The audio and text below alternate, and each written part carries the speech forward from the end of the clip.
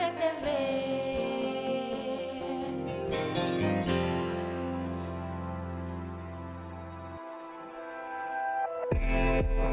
Hablemos. Voces especializadas en ciencias sociales y humanidades. Historia, antropología, literatura, estudios políticos e internacionales, agua y sociedad. Divulguemos la ciencia. Hablemos. ¿Qué tal? ¿Cómo están? Bienvenidos a este espacio del Colegio de San Luis. Nos da mucho gusto que nos estén acompañando. Le vamos hoy a contar de literatura, pero de literatura hay mucho más, porque nos acompaña una de nuestras egresadas Colsan. Ella es la doctora Gabriela Nájera, quien, bueno, pues es orgullosamente egresada de nuestro doctorado en literatura hispánica y que ha estado trabajando, bueno, pues en diferentes espacios y creo que es importante, sobre todo en tiempos de pandemia, que nos hemos dado cuenta de manera especial de cómo nos ha acompañado la literatura, las humanidades, las artes, cómo son una parte esencial en la vida cotidiana que a veces no nos damos cuenta, pero créanme que ya nos hubiéramos vuelto locos más de uno si no tuviéramos esta pequeña pizca de sal en nuestras vidas todos los días. Y a veces una gran pizcota de sal, porque la verdad es que nos dimos cuenta hasta que nos agarró el encierro y la soledad o un poco la locura y la verdad es que creo que vale la pena platicar un poco de todo esto. Pero bueno, antes la voy a saludar y nos da mucho gusto recibirte. Doctora Gabriela Nájera, ¿cómo estás? Gracias por acompañarnos. Bienvenida. Muchas gracias, Lidia. Gracias por la invitación y buenas tardes pues a todos los que nos sintonicen, ¿verdad? Gracias. Bueno, pues efectivamente ella cursó acá con nosotros el doctorado. Y déjenme pongo mis lentes porque no voy a alcanzar a leer el título de su tesis, que es un trabajo de investigación interesante. Ya nos irá platicando de qué se trató, pero bueno, ella salió en el 2019, egresó de este doctorado en literatura hispánica y su trabajo de investigación se denomina Viejas como el miedo, las ficciones fantásticas en el Río de la Plata de 1906 a 1940, antecedentes, desarrollo y consolidación. A ver, esto es un poco de literatura fantástica y ¿de qué va? Cuéntanos un poco sobre tu trabajo de investigación. Fíjate que sí, como dices, yo cursé ahí en el Colegio de San Luis el doctorado, defendí mi tesis en 2019, pero ya desde la maestría, que también la cursé en el colegio, me interesó un poco por la guía de uno de mis tutores, del doctor Antonio Cajero, el tema de la literatura fantástica y particularmente del Río de la Plata, que es esta región que es comprendida por Argentina y Uruguay. Entonces aquí en este trabajo, es un trabajo de investigación del cual me siento bastante orgullosa, me parece un trabajo interesante, aunque quizás está mal que uno mismo se eche flores, pero pues surgió a partir de un, pues diría descubrimiento o de percatarnos de una cosa dentro del panorama histórico de este género, que es que la mayoría de los estudios, la mayoría de las antologías partían de una fecha alrededor de 1940, con la aparición en el panorama literario argentino de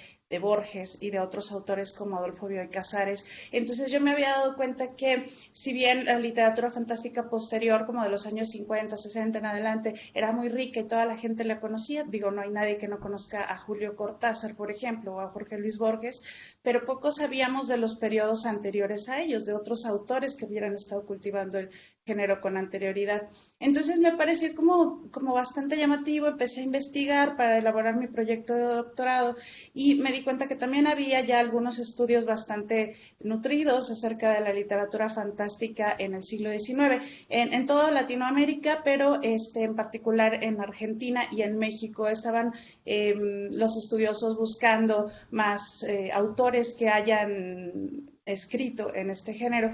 El caso es que después de mucho estar buscando, me di cuenta que había un vacío bastante considerable en las primeras décadas del siglo XX, en donde parecía que saltábamos de Leopoldo Lugones, un gran autor argentino, y después ya la figura trascendental de Borges. Pero en el medio parecía que no había nada, de pronto alguno que otro estudio con autores que parecía que pues como que estaban aislados. Pienso, por ejemplo, en Horacio Quiroga, que además es un autor que me gusta mucho, y pues me preguntaba qué había, ¿no? ¿Por qué la sombra de Borges había logrado como opacar todo un proceso previo? Y con esto en mente, pensé que lo más adecuado era ir a buscar estos otros autores que habían escrito en un lapso más o menos de 34, 35 años, hasta extenderse hasta unas 4 décadas, de 1900 a 1940, era más o menos mi margen. Y resultó que pues me fui de instancia de investigación a Buenos Aires, a la Biblioteca Nacional en particular y a otras como la del Congreso, para revisar las revistas, los periódicos, los suplementos y todo el material que había, porque tenía la intuición de que ahí podía encontrar a muchos otros autores. Me parecía extraño que solo los grandes autores de la literatura se hubieran interesado en hablarnos de fenómenos sobrenaturales, de fantasmas, de viajes en el tiempo, de en fin, de todo lo que conlleva este género. Y efectivamente, después de una revisión de varios meses ahí en la biblioteca, de revisar pues con exhaustividad distintas publicaciones periódicas de la época, pues había un mundo ahí atrás que no habíamos descubierto o que se estaba descubriendo poco a poco. Entonces me dediqué durante estos meses a esta investigación en todas las revistas o en la mayoría a las que pude acceder. Hay material al que ya no se puede porque está roto, dañado, perdido o nunca se consiguió. Entonces, en todas las revistas que pude investigar, pues descubrí este mundo oculto para mí hasta entonces y había muchísimos autores, estamos hablando de decenas y decenas de autores de literatura fantástica que no habían sido considerados en las antologías, en los estudios, en todas nuestras revisiones históricas y asimismo, cientos de cuentos. Obviamente algunos mejores que otros más medianitos, pero desde literatura fantástica, científica, del tipo de Leopoldo Lugones, hasta, no sé, alguna muy cercana a la metafísica. De todo encontré por ahí cientos de cuentos que todavía están a la espera de seguir siendo trabajados, de ser recuperados, digamos, íntegramente. Y de esto más o menos se trató mi tesis, pero aunque pienso que puede ser un punto de partida para muchos otros estudios del género en este territorio y en este periodo, también creo que puede hablarle a otro tipo de público más allá de la academia. En la última parte de mi trabajo de tesis hay un anexo que son 20 cuentos recuperados de estas publicaciones que en su mayoría no fueron vueltos a publicar después de su publicación original. Es decir, tienen algunos hasta más de 100 años de que no se volvieron a publicar y están ahí, están disponibles para toda la gente que esté interesada en leer literatura fantástica o que le llame la atención o que simplemente quiera curiosear por estas páginas. Hay 20 cuentos de autoras y autores de ese periodo. ¿Qué te encontraste? ¿Qué temas? ¿Qué autores? Pero antes, explícanos un poco a mí, al auditorio, qué tenemos que entender por literatura fantástica. Ya un poco lo esbozaste al principio, pero bueno, si tuviéramos que entenderlo así de manera más simple, ¿qué dirías? Pues la literatura fantástica es... Yo creo que todos sabemos en el fondo de qué se trata lo fantástico. Y esta es una definición que por ahí da un autor como muy general, de que uno cuando lo lee sabe qué es. Pero si tuviéramos que definirlo de una manera muy sencilla, en ella se construye un universo que se parece al de nosotros, que es casi igualito, pero no igualito en cuanto a que existas tú, Lidia, o exista yo, o existan nuestras calles exactas. Puede variar un poco todo eso, pero en términos generales funciona ese mundo que está ahí plasmado en los cuentos o en las novelas de la misma manera que funciona nuestro mundo.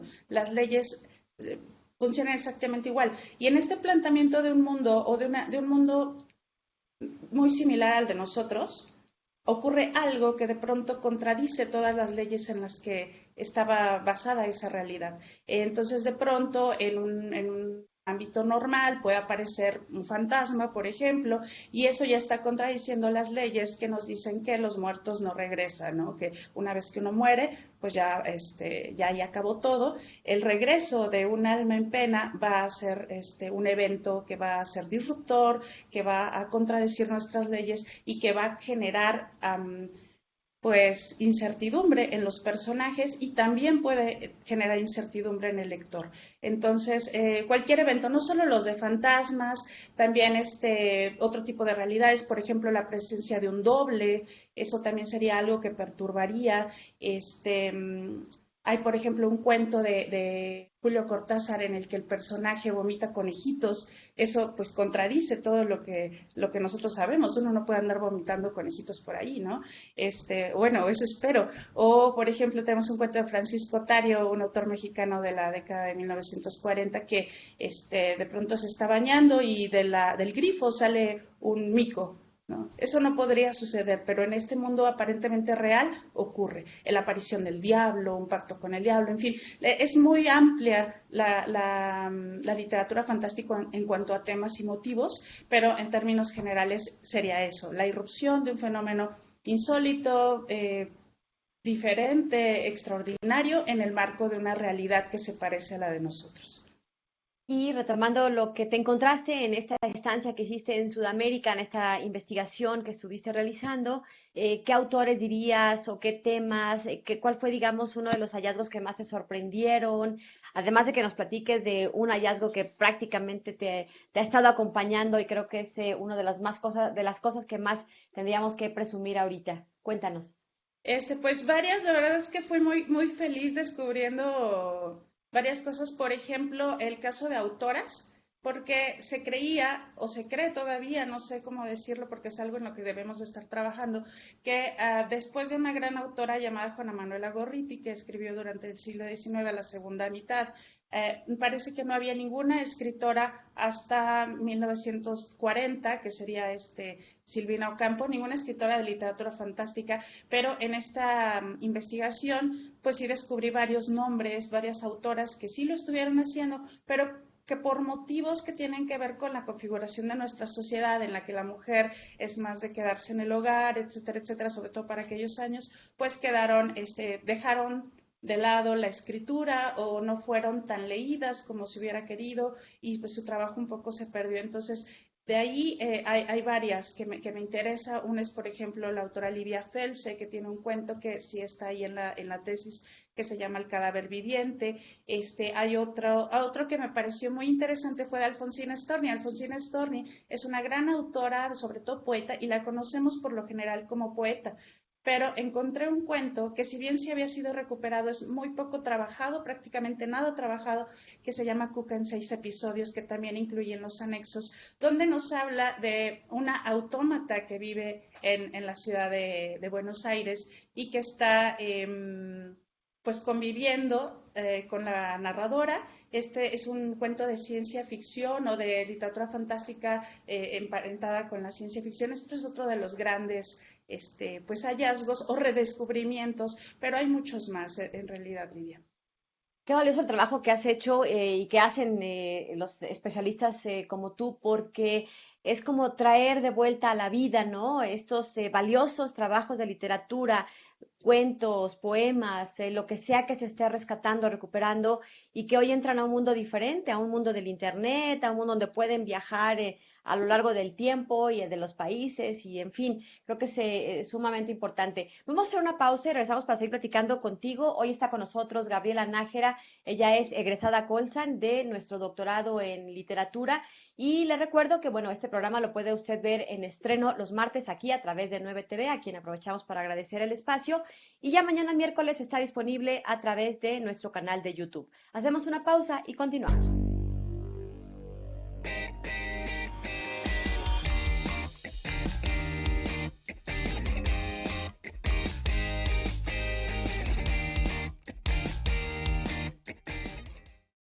Carla Gabriela Nájera Ramírez es doctora en literatura hispánica por el Colegio de San Luis. Ha impartido diversos cursos relacionados con la literatura como La irrupción de lo inadmisible, una introducción al cuento fantástico hispanoamericano, además de participar en coloquios y congresos nacionales e internacionales. Tiene diferentes publicaciones. La más reciente titulada Psique, un relato recuperado de Rubén Darío, en la revista Anecdótica de la Universidad Nacional Autónoma de México. Actualmente pertenece al Sistema Nacional de Investigadores y participa en los proyectos del Colegio de San Luis.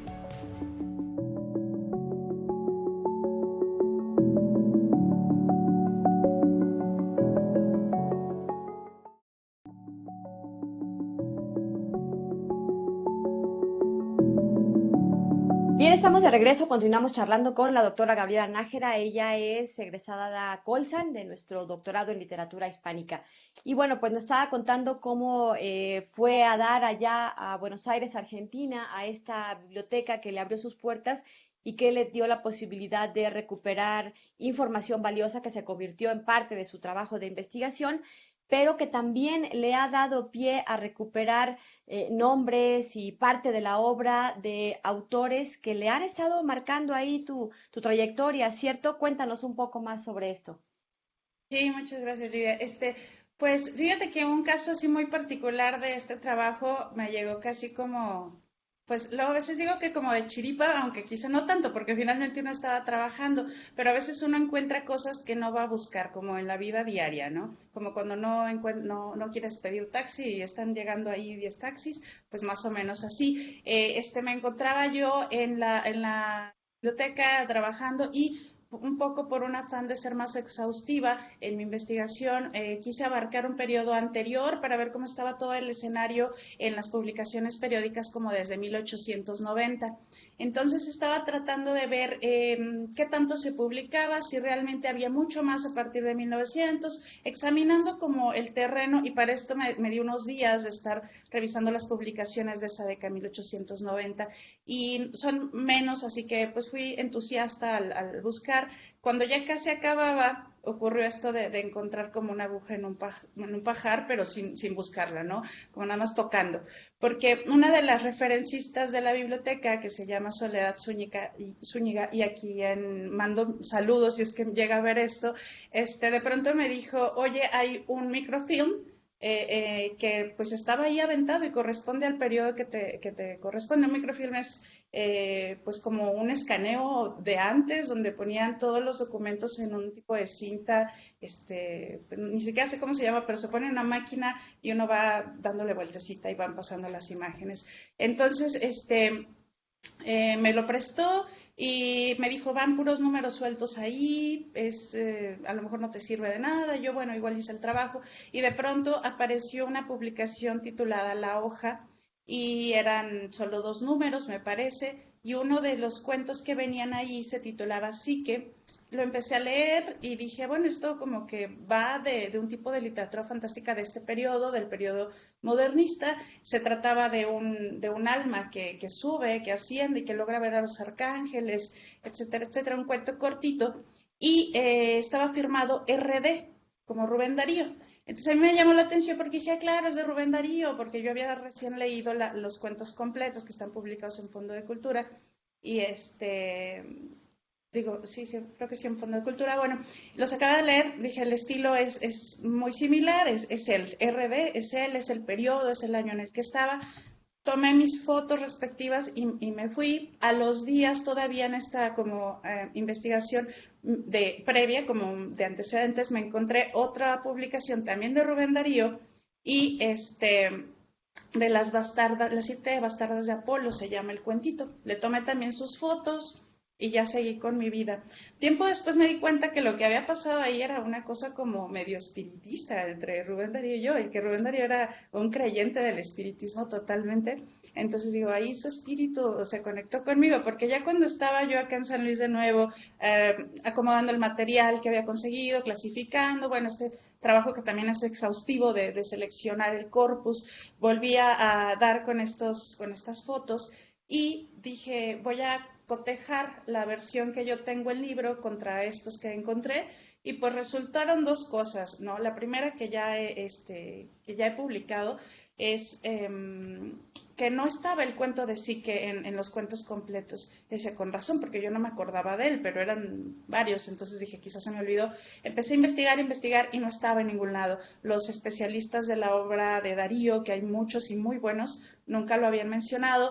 Entonces dije, bueno, quizá me equivoqué, pero me parecía el estilo muy, muy similar, empecé a hacer un estudio del cuento, se lo comenté a mi directora de tesis en ese entonces, la doctora Ileana Rodríguez, me asesoró de cómo podía demostrar la autoría, y después de un análisis estilístico del cuento y de cotejar, uno, que así firmaba él en una época de su vida, que él sí estaba publicando en revistas menores, que muchos otros investigadores han encontrado material de Darío en varias publicaciones chiquitas, grandes, o sea, él publicaba en todos lados, vivió en muchísimos países y mucha de su obra en prosa no fue recuperada porque solo se publicaban los libros de poesía. Entonces la prosa quedó como regada por ahí en su mayoría y se ha ido recuperando poco a poco. Después de revisar todo esto, pues sí se pudo atribuir la autoría a Darío, y este cuento que se llama Psique, pues lo pudo aparecer en la revista anecdótica de la UNAM, del Instituto de Filológicas. Está en el último número y es un número dedicado, un número monográfico dedicado a Rubén Darío. Entonces es un rescate, pues el cual estoy contenta, sobre todo por esta cosa de que fue como espiritista, digo yo, pero bueno, ahora quienes no me crean, pero sí me pareció muy curioso porque ni siquiera lo iba buscando, y yo digo ahí que el espíritu de Darío andaba siguiéndome o diciéndome dónde. Y del otro que te platico, el otro cuento, Las 7 bastardas de Apolo, también terminó siendo curioso porque de ese sí está localizado, pero estaba localizado con una fecha de 1903. Se afirmaba que la publicación, la primera, había sido en Cuba.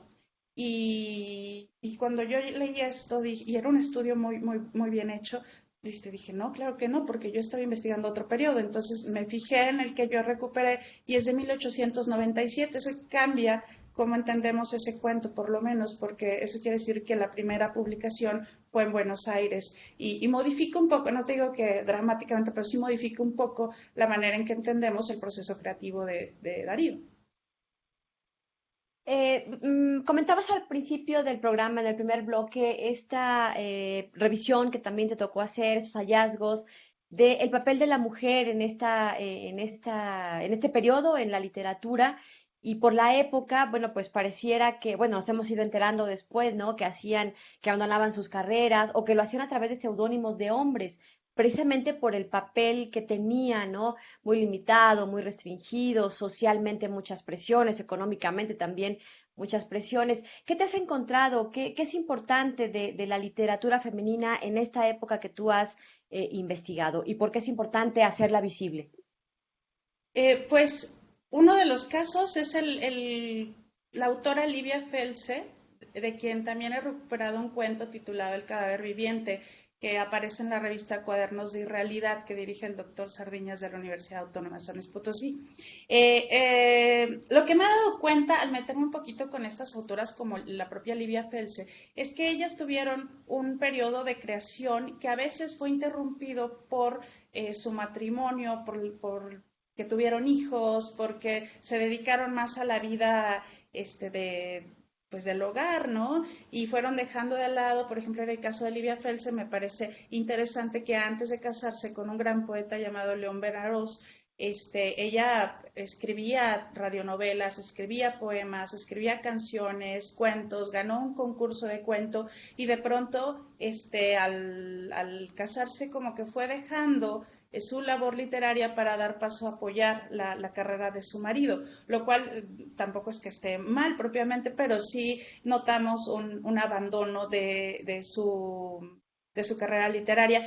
Y esto incluso al platicarlo con su hija, que es la que me dio como la autorización y los datos necesarios para llevar a cabo una pequeña biografía que presento en este artículo, pues ni siquiera la propia familia sabía la capacidad literaria que tenía la autora. O sea, ella lo abandonó a tal grado de que ni siquiera les presumió haber ganado un concurso o haber sido publicada en una de las revistas de mayor publicación de la época.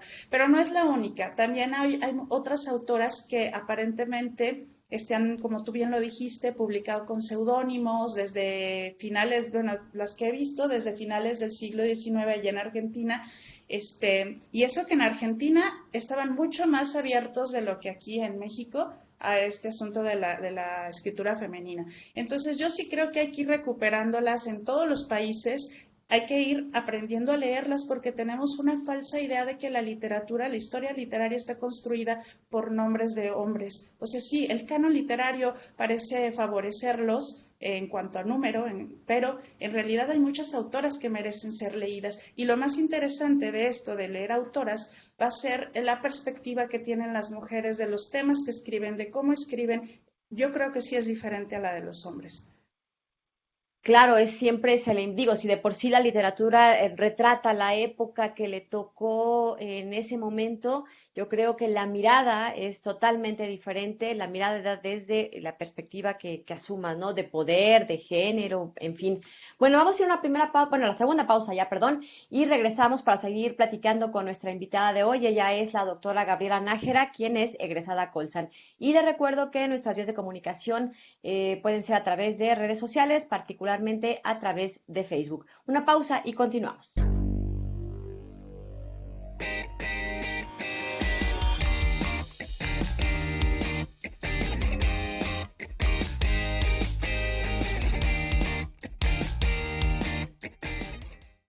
Dolores Jiménez y Muro fue maestra y escritora, además de precursora de la Revolución Mexicana. Su talento para la escritura y la poesía eran reconocidos. Escribió diversos versos en los que se rechaza el intervencionismo y su deseo por tener una patria soberana, libre y justa. La doctora Oresta López Pérez, investigadora del Colegio de San Luis, ha realizado diversos proyectos y publicaciones relacionados con Dolores Jiménez.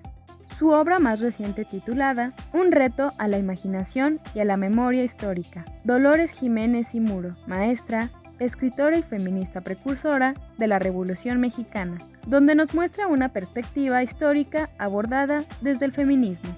Además, recientemente impartió la conferencia en conmemoración del natalicio de Dolores Jiménez y Muro, a través del Museo de la Mujer.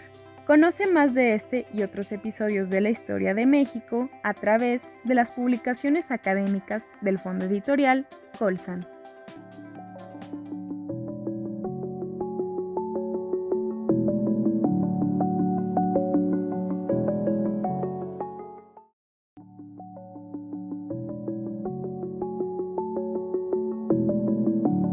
Estamos de regreso y seguimos platicando sobre la literatura y las mujeres, pero hay muchos otros aspectos que ha trabajado nuestra invitada de hoy y que, bueno, justo le queríamos preguntar sobre uno de los proyectos que le ha ocupado en tiempo reciente y es el Diccionario de Escritores Potosinos.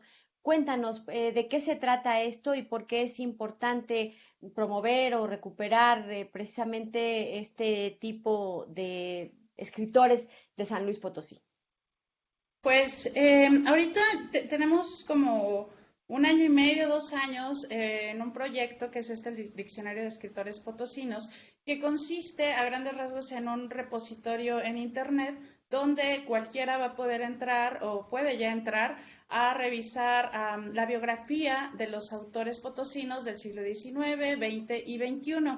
Ha habido proyectos de esta naturaleza ya, unos proyectos muy buenos desde ya hace varias décadas, ¿no? Algunos que ya están en línea, pero eran menos abarcadores. Eran diccionarios o repositorios en los que se pueda consultar, por ejemplo, autores hasta el siglo XX, ya no incluían los más contemporáneos. Entonces la idea era hacerlo más general y también con un formato más abierto al público, más a la divulgación, en la que cualquiera puede entrar y desde investigar acerca de un autor que ya conociera o conocer a otros nuevos, saber dónde pueden localizar su obra, si es que hay material en línea disponible, si hay entrevistas en YouTube, que fuera como nutrido desde varios lugares, ¿no? Un aspecto biográfico muy al estilo como de una entrada de Wikipedia, con su fotografía, sus datos esenciales y además, videos, audiolibros, links de descarga gratuita de su obra, que sí los hay o que los autores nos los han facilitado. He estado trabajando con alumnos de la Universidad Autónoma de San Luis Potosí, de la carrera en Lengua y Literatura Hispanoamericanas, que han elaborado como parte de unas materias que imparto allá, las fichas, han entrevistado a los autores, a los que siguen con vida, por supuesto, y ellos son los que han ido nutriendo todo esto, pero también hemos tenido colaboraciones de otros estudiosos de las letras que nos han apoyado con una u otra entrada de autores de su interés. El proyecto ahorita está en una versión beta, ya se puede ingresar, pero estamos trabajando en una mejor versión y nos estamos integrando a un proyecto más general del doctor Antonio Cajero, también del colegio, que es de literatura potosina. Entonces, dentro de este gran proyecto, el diccionario es una de estas piezas, o esperamos que funcione como una de las piezas que lo integran. Hasta ahorita tenemos más o menos unas 100 entradas, 100 autores insisto, del siglo XIX, XX, XXI, donde a mí lo que me interesa también es, bueno, son varias cosas. En primer lugar, pues tener una nómina más completa de todos los autores para que dimensionemos la riqueza literaria que tenemos en San Luis Potosí, porque es curioso, no hay muchos estudios de literatura potosina. La literatura potosina casi no se estudia en las escuelas, no nos ponen a leerla, conocemos muy poco, y lo que conocemos a veces son los mismos 3, 4, 5 nombres, y esto se podría ampliar bastante. Tenemos muy descuidados los estudios de literatura regional, y me interesa que tanto el público conozca, lea, como que los que estén interesados en los estudios pues lo vean como un campo vasto para hacerlo. Eso por un lado. También rescatar igual el papel de la mujer en la conformación de esta literatura potosina, porque tenemos muchas autoras, nada más que no las conocemos, como Raquel Banda Farfán, por ejemplo, que yo la conocí hasta hace muy poco, y eso que vivo aquí, y eso que me dedico a esto, entonces el público en general no las conoce. Y hay muchas autoras de verdad publicando, sobre todo en esta revista Letras Potosinas, que es con la que ahorita estoy trabajando mucho, en las décadas del 50, del 60, del 70, no eran ajenas a la labor literaria, solo que pocas llegan al formato libro, que es a donde los hombres sí alcanzan a llegar en su mayoría. Y otra cosa que me interesa es rescatar estas otras figuras que no parecen ser potosinas, pero que escribieron aquí su obra, que por ejemplo, pienso en Amparo Dávila. Amparo Dávila, que sabemos que es una autora zacatecana, que estamos conmemorando el primer año desde su muerte, y Amparo Dávila, ella vino a vivir aquí desde los 6, 7 años, desde chiquita, y aquí se formó, y aquí empezó a escribir, y aquí recibió la influencia literaria. Sus primeras obras de poesía fueron publicadas aquí. Sin embargo, poco se habla de su labor literaria en San Luis Potosí, entonces esa parte me interesa retomarla, no solo de ella, de Donoso Pareja, de otros autores que estuvieron viviendo periodos importantes en San Luis Potosí, y cómo destacar esos 2, 3, 10 años que estuvieron aquí, cómo influyeron en nuestro panorama literario. Entonces, más o menos esas son las cosas que me interesan con este proyecto, y pues con la invitación al público para que si quiere entrar al diccionario, pues lo haga. Bueno, esta invitación de entrar a visitar este diccionario de escritores potosinos en línea, que ya se tiene esta versión beta que nos decías. La dirección estará apareciendo en estos momentos aquí en un cintillo, ahí nos harán favor de en postproducción de ponerlo para que, bueno, pues ustedes puedan entrar. Y también estaremos publicando en nuestras redes sociales del Colegio de San Luis más información al respecto. ¿Qué has notado, digamos, sin que sea exhaustivo, simplemente como para darnos una idea, todo público? ¿Qué has notado de las diferencias o similitudes que podríamos encontrar entre los escritores y escritoras que hacían su trabajo en el siglo XIX, en el siglo XX y en el siglo XXI, digamos, preocupaciones comunes, temas que hoy siguen vigentes? ¿Te has encontrado con algunos rasgos que ya pudieras identificar en ese sentido? Pues creo que lo que estamos hablando todavía de los de San Luis Potosí, ¿verdad? Lo que me interesa, lo que me llama mucho la atención, en particular de los que están publicando ahora, es pues la incursión a la literatura fantástica y a literaturas de irrealidad, pero tiene que ver también con que a mí me interesa mucho la literatura fantástica. Entonces me sorprende que autores como Ronnie Medellín están pues abordando este género de una manera magistral, ganando premios, consolidándose como autores. Entonces algo que me interesa bastante. ¿Qué más te podría decir? Pues también la cuestión del teatro. Creo que en este momento hay un grupo de dramaturgos importantes en San Luis Potosí. Quisiera destacar el caso de Tristana Landeros, que además aprecio muchísimo y tiene una obra muy buena que ha sido reconocida nacionalmente por obras como Perros contradictorios devoran mi cadáver. Entonces ahorita tenemos un momento muy nutrido. Yo creo que lo que tenemos que hacer es empezar a leer estos autores también, porque la diferencia va a ser que están encontrando en San Luis Potosí un lugar para su ejercicio literario, cosa que no había ocurrido en otros momentos, donde tenían que emigrar hacia la Ciudad de México para consolidarse. Ahorita creo que tenemos un muy buen escenario. Tenemos también a una de nuestras compañeras también del colegio, a Lilia Ábalos, que también acaba de ser premiada en un certamen literario por su obra Aura. Ay, creo que me va a fallar. Aura Ayar, acabamos de hacer Aura un programa Ayar. justamente con ella hace algunos días y nos contaba precisamente, ¿no? De este importante premio y del trabajo que está haciendo también. Y yo le decía, pues bueno, es uno de los orgullos Colsan, igual que tú y que muchos otros exponentes que andan haciendo cosas interesantes. En materia de, bueno, tú nos decías hace rato que, bueno, haces trabajo en la Universidad Autónoma de San Luis Potosí, en esta licenciatura. ¿Cómo es trabajar con jóvenes? Nos quedan un par de minutos antes de ir a la pausa, pero bueno, danos una probadita de cómo ha sido trabajar con jóvenes, que luego tenemos como algunos mitos alrededor de que no les gusta leer, de que no les gusta la literatura. ¿Cómo ha sido tu experiencia? Pues en la universidad la verdad es que, pues muy bien, ya no les queda de otra más que leer y que les guste, porque están inscritos en una carrera de literatura. Sería un poco raro por ahí que no les gustara la lectura. Pero en el caso, por ejemplo, de las prepas, yo sí he escuchado siempre muchos comentarios de que los muchachos son muy difíciles, que apáticos, que bla, bla, bla, que si las generaciones. Pero yo creo que también depende de uno, como docente, inculcar este amor por la lectura y buscar las estrategias para que los jóvenes se quiten esas telarañas de la cabeza de que lo vean con flojera o con tedio. Y creo que la selección de lecturas en los programas de estudio es algo que nosotros tenemos que trabajar para que entonces sea efectivo y los jóvenes lean lo que sea, ¿no? Pero que tengan el hábito de la lectura. Entonces, bueno, mi experiencia con los jóvenes en realidad es muy buena, o yo la considero muy buena, y además pues nos llevamos bien. Sí, sé de fuentes muy cercanas que te aprecian mucho y valoran mucho tu trabajo. Bueno, vamos a ir a una pausa y regresamos para cerrar ya el programa, nuestro cuarto bloque. Créanme que todavía tenemos bastantes cosas que platicar porque ha sido muy activa en tiempos de pandemia nuestra invitada de hoy. Ya nos contará qué tanto anda haciendo en muchos lugares y en muchos espacios, todos muy productivos, como aportando mucho a la sociedad, a la gente, a los ciudadanos, a usted, a mí, que nos agarró la pandemia un poco en el no saber qué hacer, en la necesidad de entretenimiento, de mantener la mente ocupada, en medio quizá de algunas soledades. Bueno, pues de esto y más de lo que anda haciendo platicamos en nuestro último bloque. Continuamos. Shall we begin?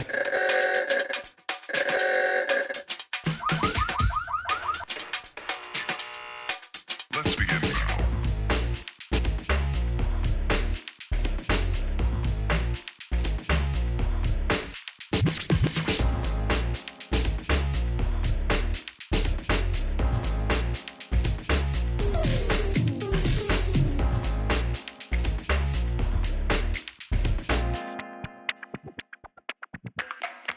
Let's begin.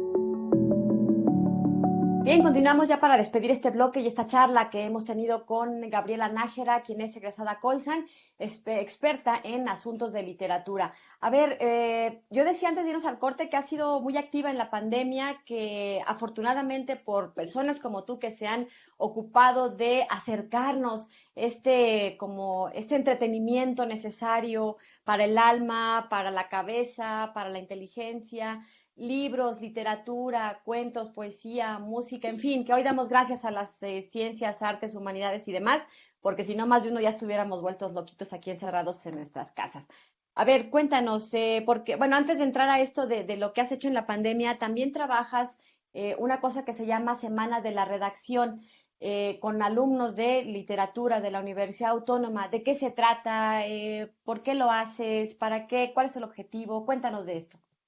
Pues la Semana de la Redacción, como bien dices, es un evento que llevo a cabo con los alumnos de Lengua y Literatura Hispanoamericanas y es un evento que hago el primer trimestre de cada año. Ahorita vamos tres años consecutivos que lo hacemos, en el que una serie de eventos que buscan incentivar la buena escritura, incentivar que la gente conozca reglas ortográficas, que corrija errores, etcétera. Está abierto, o sea, es para toda la gente, en principio, pues para el público universitario, para de las distintas facultades, no tanto como para unas clases de redacción, pero para que encuentren en su día a día, cuando estábamos en presenciales, en carteles, con reglas, con tips para poder escribir mejor, como en redes sociales, y ha tenido muy buen recibimiento. También los chicos se han sentido muy contentos de poder llevar el conocimiento que vemos en el salón de clases hacia afuera, aparte que refuerzan lo que ellos han estado estudiando, también notan cómo pueden incidir un poco en la sociedad al enseñarles a las personas ciertas reglas, no sé, ciertos usos y mejorar, ¿no? De alguna manera. Les ocurre muy a menudo que se dan cuenta de algo que parece no tan evidente, que es que la gente sí quiere aprender a escribir, sí le interesa, sí le llama la atención corregir los errores que tiene, y eso al principio a los chicos les llama mucho la atención porque ellos van pensando que pues a nadie le importa fuera de nuestro grupo académico reducido, pero no, en realidad hemos tenido muy buena recepción. Este año, por el motivo de la pandemia, pues todo lo llevamos a cabo en línea, también tratando de hacer algo un poquito diferente para la gente, porque viera, como tú bien dices, contenidos que nos distraigan de este encierro o pues sí, hasta de las videoconferencias en las cuales ya estamos todo el tiempo. Y hicieron TikToks, jugaron mucho con las plataformas que ahora manejan los muchachos, como los TikToks, llegaron a hacerse virales con algunos de estos TikToks, que fue muy impresionante, y estaban radiantes porque llegaron a millones y millones de visitas, con unas cápsulas padrísimas que ustedes pueden revisar por ahí en TikTok. Los que manejen esta red social pueden buscar hashtag Semana de la Redacción y les van a aparecer los diferentes TikToks. Y por ejemplo, había unos que con La Betty la Fea, la telenovela, explicaban reglas ortográficas con algunos pasajes de esta telenovela. Entonces era una manera muy lúdica, muy dinámica de tratar asuntos que luego parecen más serios.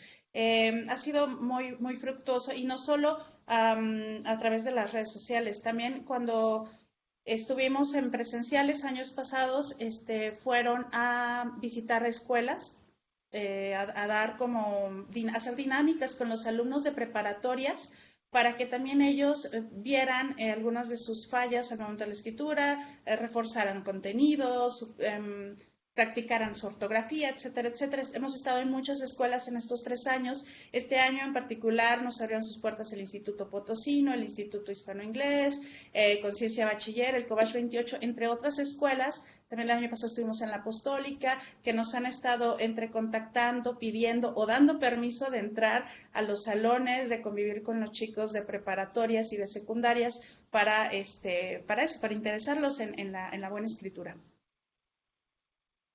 También estuviste impartiendo cursos de literatura mexicana fantástica en línea, a través de esta plataforma Contigo en la Distancia, en medio de la pandemia. Cuéntanos, ¿a quién lo dirigiste? ¿Qué resultados viste?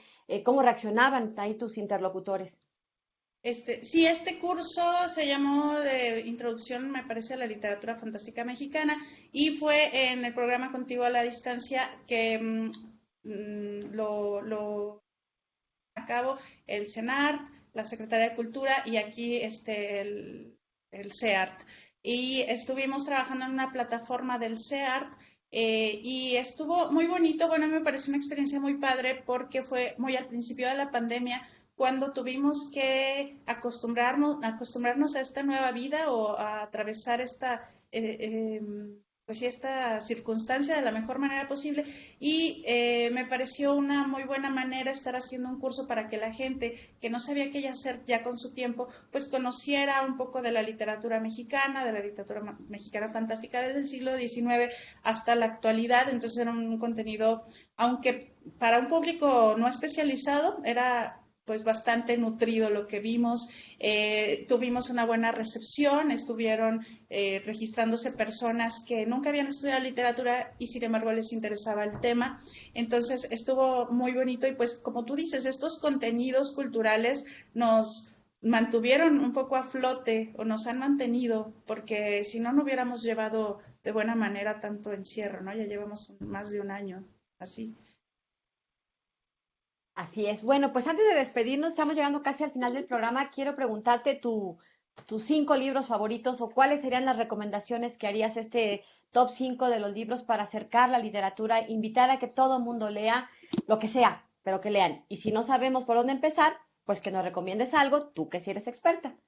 Claro, y me voy a ir pues con el tema que a mí me gusta, que es literatura fantástica. Entonces, la literatura fantástica es mi pasión, así que por ahí voy a comenzar. Estos libros que les voy a recomendar en realidad son para jóvenes y adultos, no hay mayor diferencia de que lo puedan leer. Estamos hablando que hasta para los niños. Y voy a empezar con un autor que a mí me encanta, que estoy así muy enamorada de él, que se llama Horacio Quiroga.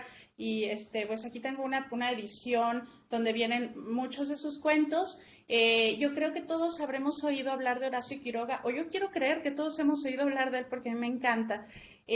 Tenemos cuentos como El almohadón de pluma, La gallina degollada, que son clásicos. Horacio Quiroga es un autor nacido en Uruguay, también considerado argentino por unas cuestiones ahí que los papás y que si nació aquí. Bueno, hay un peleadero acerca de esto. Es un autor que en las primeras décadas del siglo pasado estuvo muy vigente y que ha sido considerado el Edgar Allan Poe de América Latina. Entonces es valiosísimo, es un autor que no nos podemos perder, además de que tiene una obra muy nutrida. O sea, son muchísimos cuentos. En particular, si alguien quiere comenzar a leerlo, pues yo le recomendaría estos dos: La gallina degollada, El almohadón de pluma. También está Juan Darien, por ejemplo, que es un cuentazo, y algunos de estos también se los pueden leer a los niños. Tiene Cuentos de la selva, Horacio Quiroga. Es un autor para toda la familia prácticamente. Después les recomendaría, pasando aquí a México ya, saltándonos para acá, a Eduardo Antonio Parra con esta pequeña novelita o un cuento que se llama Nadie los vio salir. Es un autor del norte de México que pertenece a esto que llamamos ahora narrativa mexicana del norte, que en especial en el colegio hay una línea de estudio bastante interesada en los autores del norte, y esta es una novela una novelita que no nos podemos perder. Se desarrolla precisamente en la frontera y lo que vamos a ver aquí es una diferencia entre otro tipo de narrativa mexicana, porque vamos a ver los problemas que se viven en la frontera o todo como el ambiente del norte de México, sin que lleguemos a hablar de narcotráfico ni nada por el estilo. Entonces, esta es imperdible y además se lee rapidísimo. También los interesados, hay una página de cargacultura.unam, que es un portal gratuito, en la que está, me parece, el audiolibro. También lo pueden conseguir de esta manera. Y luego me voy a saltar a la literatura femenina y fantástica al mismo tiempo, y un poco de los temas que te he venido mencionando con anterioridad. Amparo Dávila, El huésped. Es una reunión, una selección de cuentos de algunos de los mejores relatos de Amparo Dávila, pero también se pueden conseguir los cuentos completos, están publicados, y en esta edición que tiene unas ilustraciones pues padrísimas de Santiago Caruso. Entonces todos los cuentos tienen sus sus ilustraciones, podemos encontrar cuentos como Música Concreta. Se trata de relatos fantásticos que tienen una característica muy particular de Ávila, que nunca se nos dice qué es esa cosa ominosa o siniestra que está molestando a la protagonista. Entonces es interesantísimo porque uno siempre se queda con la duda, y además vemos el ámbito familiar que tiene que ver con la literatura femenina. Después voy a recomendar esta antología. Este no es un autor, aquí estoy haciendo un poco de trampa porque es una antología muy nueva de hace como unos 3 años más o menos, que se llama Insólitas. Es fácil de conseguir, donde vienen muchísimas autoras. Entonces a quienes les interese la literatura femenina, esta es una joya, porque tenemos autoras de España y de América Latina, de Hispanoamérica, perdón, Latinoamérica, y son como unos 30 o 40 cuentos valiosísimos. En su mayoría son muy, muy, muy buenos. De hecho, ahí se encuentra también un cuento de Amparo Dávila. Esta es muy, muy recomendada. Y por último, de Samantha Schweblin, que se llama Kentuckys, o cualquier obra de Samantha Schweblin, como Distancia de Rescate, o los cuentos como Pájaros en la Boca.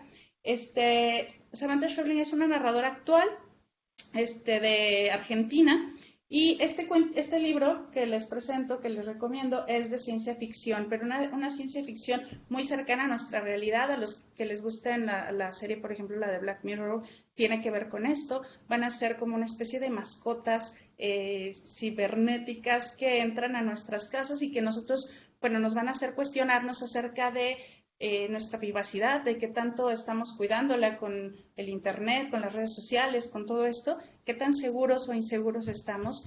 Y pues estos serían como 5 libros que podría decirte más, pero pues ya con estos, ¿verdad? Para Ya se nos acaba el tiempo, no acabamos. Pues vamos a tener que hacer un segundo programa, ya pactaremos ahí una nueva agenda, nuevos temas y una nueva cita si nos haces favor de acompañarnos. Gabriela, muchísimas gracias por haber estado con nosotros. Gracias por invitarme, Lidia. Bueno, pues les recuerdo que puede encontrar este programa en nuestro canal de YouTube. Ya nos queda muy poquito tiempo, así que nada más alcanzo a felicitar a nuestra invitada porque sé que acaba de ingresar al Sistema Nacional de Investigadores, el famoso SNI, que créanme que en estos tiempos es pues todo un logro, y la verdad es que para investigadores tan jóvenes y bueno, pues tan activos como nuestra invitada de hoy, pues es digno de mencionar. Gabriela, gracias, y a ustedes, pues gracias también por habernos acompañado. Ya nos vamos. Soy Lidia Huache, pásela bien. Hasta la próxima.